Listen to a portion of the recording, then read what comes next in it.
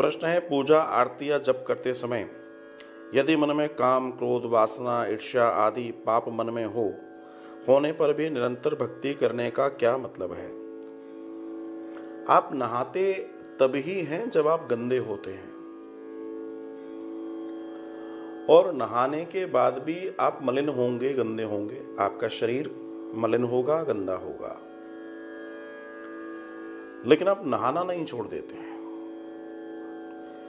आप और हम भोजन करते हैं, निरंतर भोजन करते हैं। भोजन क्षुधा निवृत्ति करवाता है, भोजन से हम तृप्त होते हैं, हम सुख लेते हैं, लेकिन कुछ समय के बाद भोजन हमें फिर चाहिए। कहने का तात्पर्य यह है कि हर एक प्रक्रिया अपनी गति से चलती रहना चाहिए। पूजा, आरती, जप, नियम आदि इत्यादि ये सब आएगा। काम, क्रोध, मन, मोह, वासना, ईर्ष्या, अरे ये सब तब ही आएंगी। सुन लो मेरी बात, मैं भी नहीं बचता हूं, आप भी नहीं बचेंगे, मुझे भी आती है, कोई नई बात नहीं। अरे प्रवृत्ति है भाई, कहां जाएगी? इस समय क्यों आती है, ये प्रश्न अच्छा हो सकता है। इस समय क्यों आती है, इस पर ध्यान दीजिए। ये इस समय इसलिए आती है कि तब आप कंसंट्रेट करते हो, तब आप एकाग्र होते हो।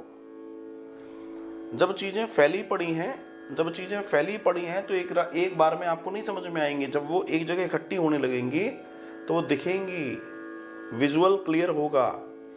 तो जब आप अपने मन को एकाग्र करने की कोशिश करते हैं, अच्छा करने की कोशिश करते हैं, अच्छा इसलिए करने की कोशिश करते हैं क्योंकि वो बुरा था, वो कई सारे विचारों के साथ चल रहा था, लेकिन अब आपने एक विचार के साथ कंसंट्रेट करना शुरू किया, तो जो विचार हैं इतनी जल्दी तो नहीं चले जाएंगे। तो छनकर वही काम, क्रोध, मद, लोभ आदि इत्यादि कहीं ना कहीं आपके साथ, हमारे साथ आ जाता है। कोई इशू नहीं है, आने दो उसको, उसका काम है। लेकिन तुम अपने कार्य में लगे रहना, पूजा, जप, तप, नियम जो कर रहे हो, और धीमे धीमे ये चीजें सहज हो जाएंगी। उनको पता पड़ जाएगा कि जब ये इस समय इस स्थिति में आता है तो इसकी विल स्ट्रांग होती है, तो अब हम नहीं आएंगे। इट विल टेक टाइम, लेकिन एक समय के बाद चीजें थम जाएंगी। अच्छा, ये तब भी कभी भी तब आएंगे जब तुम्हारी इस एकाग्रता में कोई कमजोरी होगी।